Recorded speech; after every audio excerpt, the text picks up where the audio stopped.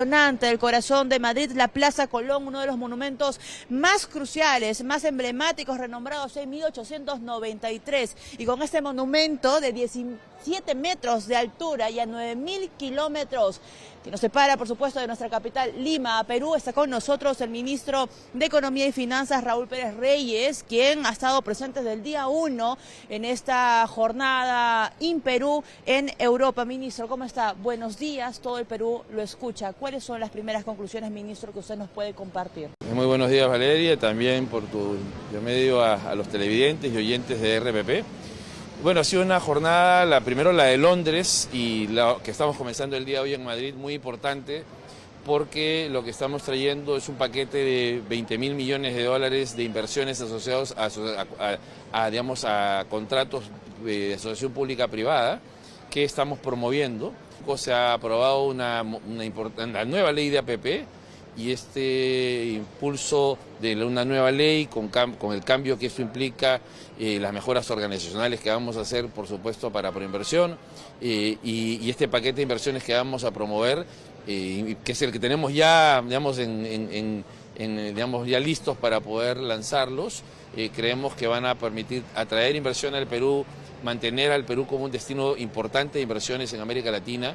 Somos, conjuntamente con Chile, de los países que más atrae inversión, más estabilidad económica, macroeconómica particularmente, y eso hay que siempre recordarlo y venir a espacios como este a justamente mostrar las oportunidades de inversión en nuestro país para generar empleo, generar riqueza, más impuestos, por supuesto, y finalmente mayor bienestar para los peruanos, ¿no? De acuerdo a las últimas cifras del Banco Central de Reserva, ministro, la mirada que tiene el gremio o el sector empresarial está en tramo optimista con respecto a lo que viene para la economía. ¿Cómo mantener ese optimismo, que no sea solamente de repente un hipo y luego baje?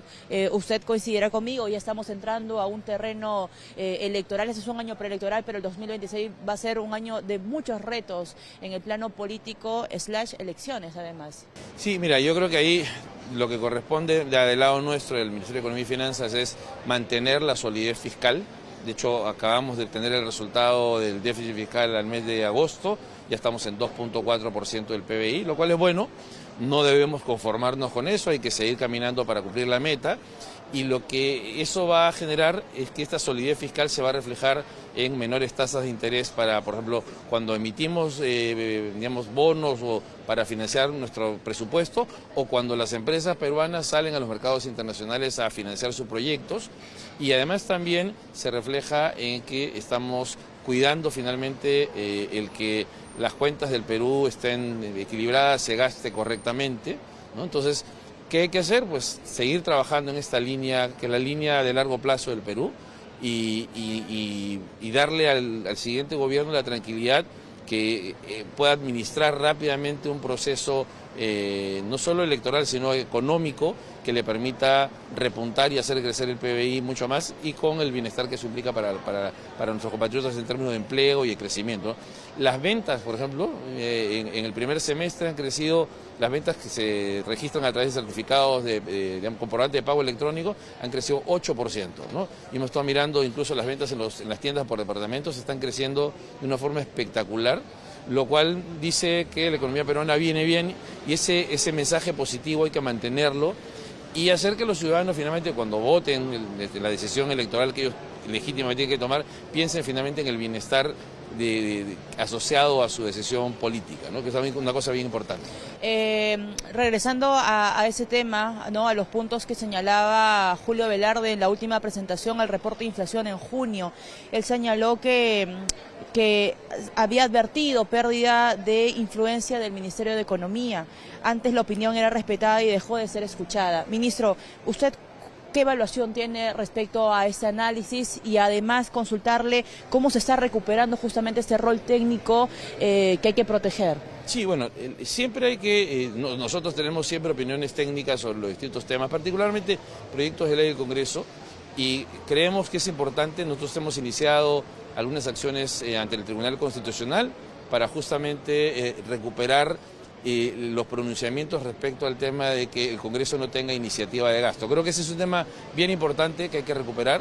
para asegurar que justamente no se pueda utilizar el presupuesto público para proyectos que no tengan una viabilidad, ¿no? Entonces, en ese lado es que estamos trabajando.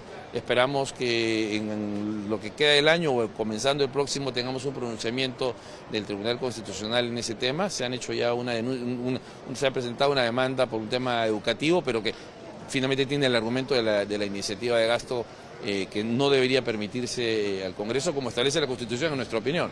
Entonces, ese es un tema. Y luego está el que nosotros, desde el lado del MEF, lo que hacemos, estamos trabajando una serie de planteamientos de política económica para asegurar la estabilidad del largo plazo. Entonces, sin duda, los tiempos son distintos. Muchos de los argumentos que se hacen en relación con el MEF tienen que ver cuando el MEF estaba administrado por gobiernos que tenían mayoría parlamentaria. Nosotros no tenemos esa mayoría parlamentaria, así que tenemos que siempre consensuar finalmente con el Parlamento, porque es Claro. una institución importante de la República.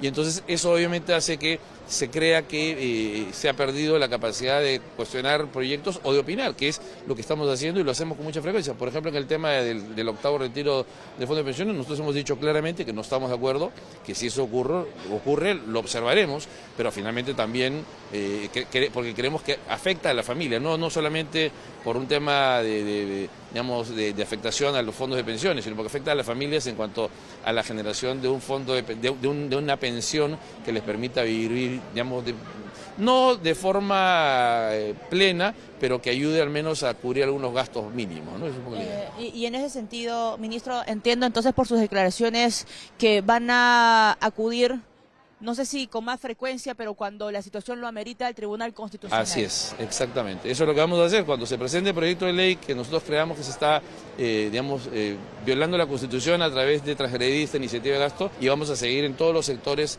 Cuando esto ocurra se harán estas demandas ante el Tribunal Constitucional, ¿no? ¿Cuál es la relación entre el Ministerio de Economía y el Congreso de la República, ministro? En algún momento se criticó que era necesario tener un peso justamente para frenar esos proyectos de ley. No es lo único, el octavo retiro, hay otros similares, ¿no? Miren, la primera cosa es que hay que siempre recordar, porque a veces nos olvidamos un poco de ello, que más allá de las personalidades o las particularidades, el Congreso de la República representa a los ciudadanos, ha sido elegido por la ciudadanía, o sea, ellos no se eligieron solos, los han elegido, representan a ciudadanos. Y en ese sentido, nosotros como Poder Ejecutivo somos muy respetuosos de la representación que ellos tienen de la ciudadanía. No compartimos algunos proyectos de ley que se presentan, cuestionamos los mismos. Por ejemplo, se presentó hace poco un proyecto de ley sobre pensiones para maestros. Nosotros hemos dicho que estamos en desacuerdo con eso, ¿no?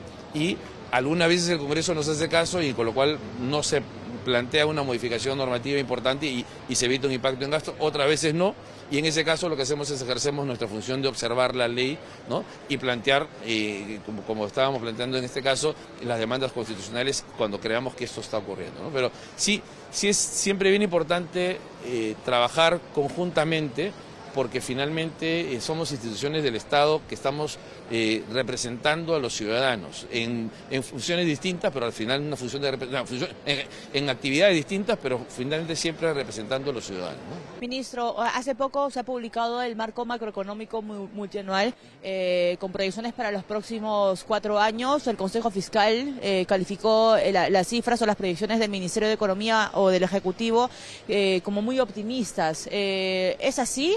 No, mire, la verdad, y cuando uno observa no este marco macroeconómico, sino los últimos 15 años de marco macroeconómico multianual, en general, no solo sobre el Consejo Fiscal, sino también algunos economistas, siempre opinan en relación con los supuestos del marco macroeconómico. O sea, y la idea aquí es que efectivamente lo que hemos hecho nosotros es hacer una serie de estimaciones de qué es lo que va a pasar con el precio del cobre, el precio del oro, proyectos de inversión que van a entrar.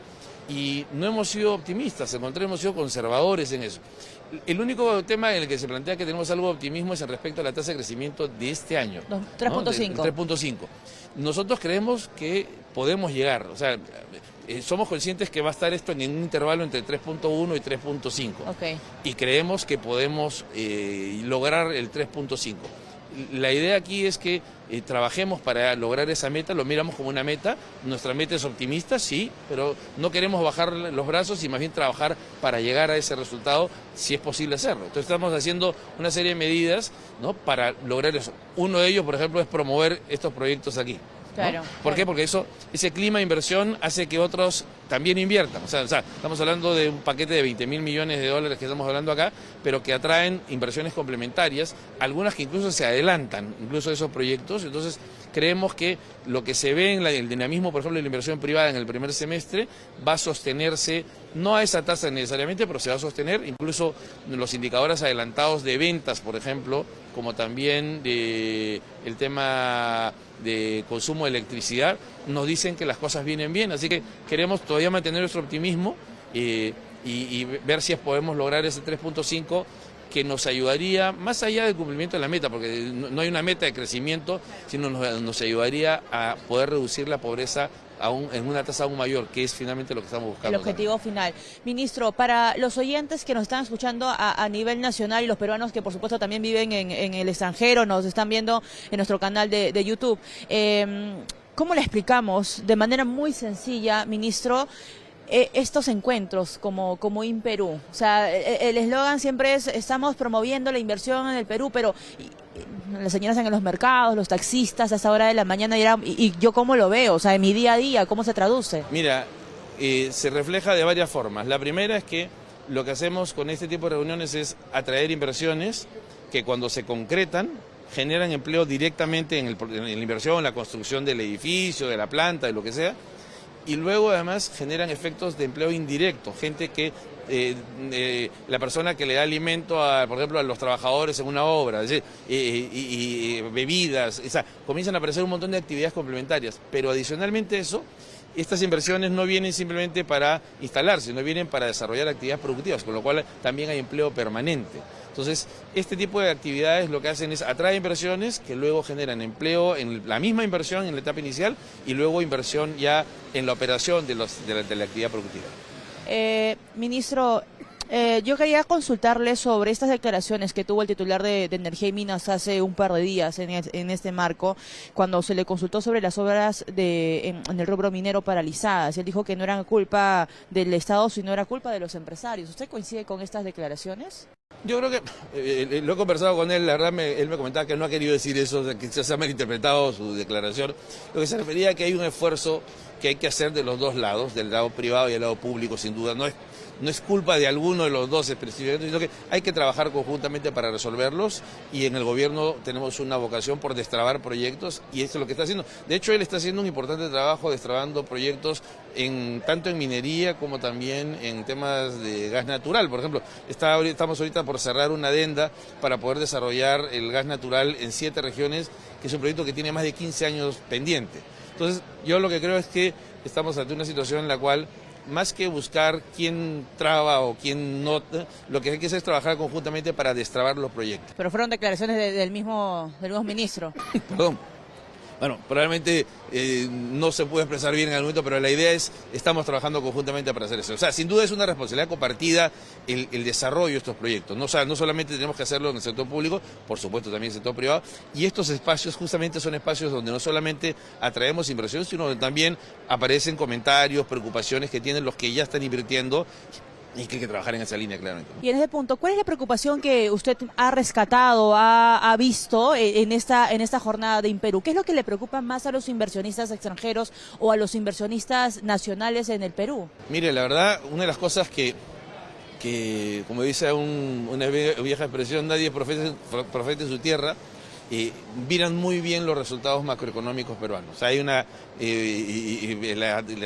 déficit fiscal, el nivel de reservas, el nivel de endeudamiento, la inflación, el crecimiento económico se ven con muy buenos ojos, y eso hace que ellos evalúen seguir invirtiendo en el Perú. De hecho, hemos, como le digo, recibido expresiones de interés, por ejemplo, en temas de trenes, ¿no?, en el tema del Lima-Ica, en proyectos de saneamiento, de tratamiento de agua y desagüe. Entonces, estamos trabajando en eso, y ha habido interés en varios inversionistas que nos han manifestado que están, incluso algunos de ellos ya iniciando procesos de inversión en el Perú, como ocurrió en la reunión que hemos tenido hace un momento acá en Madrid. ¿Nos puede adelantar de qué se trata? Bueno, todavía no, es una actividad vinculada al sector energía, Okay. al sector de generación eléctrica, así que creo que viene un proyecto, siguen viniendo proyectos importantes y lo importante es que somos un país que somos un destino para inversión privada rentable y que ayuda a generar empleo para nuestros ciudadanos.